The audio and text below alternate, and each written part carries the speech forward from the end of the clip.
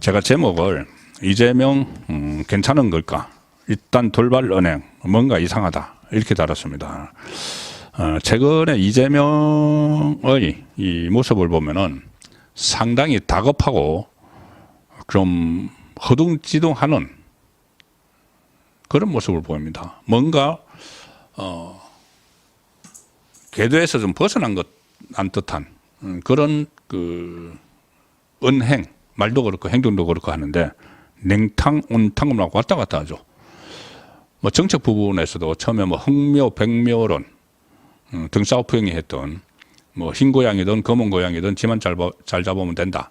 이념이 무슨 상관이냐 이런 식으로 해서 반도체법과 관련해서 주 52시간 예외 뭐 탄력 근로제 뭐 이런 것도 검토를 해야 된다고 했다가 이 기존 지지층이 막 반발을 하니까는 언제 그러느냐는 뜻을 싹 바꿨죠.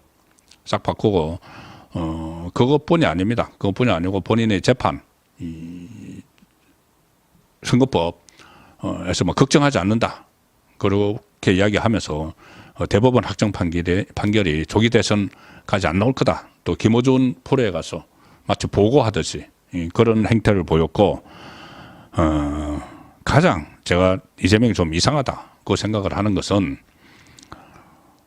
바로 지난 주말에 있었던 광주에서 열린 그 윤석열 대통령 탄핵 반대 집회 경찰 추산으로 3만 명 그리고 그날 금남로의 찬성 집회는 1만 명 상당히 비교가 되고 깜짝 놀랄 그런 상황이었죠. 자, 그 상황을 가지고 거기에 모인 우파 국민들을 악마라고 표현합니다. 악마. 자, 그런데 그날 이 개신교 계통에서 그 집회를 주도를 했습니다. 그런데 교회에서 악마라는 것은 또 의미하는 바가 다릅니다. 그걸 이재명이 계산을 해서 악마라고 했는지는 모르겠지만 어쨌든 대통령을 지지하는 윤석열 대통령을 지지하는 이 국민들을 전부 다 악마로 그 묘사를 하는 비정상적이죠. 대통령이 되겠다는 사람이 온 국민의 대통령이 되겠다는 사람이 국민의 절반 정도를 악마화하는 겁니다. 이상하지 않습니까? 그러면 윤석열 대통령을 지지를 하면 다 악마라는 이야기인데 그래서 오늘 여론조사가 하나 있습니다. 그러면 악마가 얼마나 될까? 우리나라에 이재명이 생각하는 펜앤마이크가 여론조사 전문기관 여론조사 공정에 의뢰해서 이틀간 조사를 해서 오늘 발표를 한 건데 자, 윤석열 대통령 지지율이 49.7%가 나왔습니다. 지지하지 않는다는 49.3. 오차범위 안에서 앞섰는데 국민 절반이 윤석열 대통령을 지지한다 나오죠. 다른 조사에서도 40% 이상이 지금 계속 나옵니다. 윤석열 대통령을 지지한다는 것은 탄핵에 반대한다는 이야기죠. 이 직전 조사와 비교했을 때 지지한다가 3.1%포인트가 올라갔고 지지하지 않는다는 3.2%포인트 떨어졌는데 그러면은 이 절반의 국민을 악마로 표현을 하는 겁니다. 그만큼 이 본인이 다급하다. 뭐 민주당의 텃밭이라고 하는 그 강주에서까지 그런 그 함성이 들리니까 완전히 멘붕에 온 것 아닌가 그런 생각까지 들 정도입니다.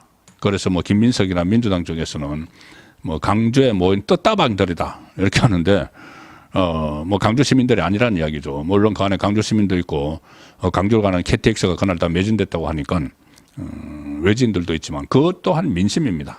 그런데 그걸 그런 식으로 매도를 하는 사람이 지금 대통령이 되겠다고 하고 있는데 자, 오늘 또 이해할 수 없는 이해하기 어려운 그런 이 허둥대고 다급해하는 상황이 나왔습니다. 자, 이재명은 지금 기존 지지층도 많이 이제 무너지는 그런 상황이죠. 또 민주당 안에서 비명계들이 다시 활동을 시작을 했습니다. 자, 그래서 자기 지지층을 다시 모아야 되니까 오늘 뭐를 했는가 하면은 자, 당 안에 정치 테러 대책위원회라는 게 있는데 오늘 국회에서 기자회견을 열었습니다. 기자회견을 열었는데 무슨 내용이냐 하면은 작년 1월에 부산에서 발생한 그 흉기 그 피습 사건이 있었죠. 윤석열 대통령 피습 사건. 거기에 지금 재판을 받고 형량도 1심도 끝나고 했는데 그 사건에 대해서 전면 재수사를 해야 된다. 전면 재수사해야 된다. 이재명 대표를 공격한 김모 씨에게 배후가 있다. 공범이 있을 것으로 추정된다. 갑자기 지금 1년이 지나서 이렇게 이야기합니다.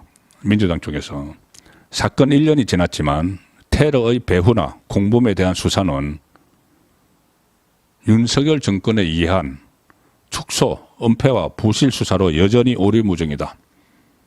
배후가 있는데 윤석열 정부가 배후를 은폐했다는 주장입니다.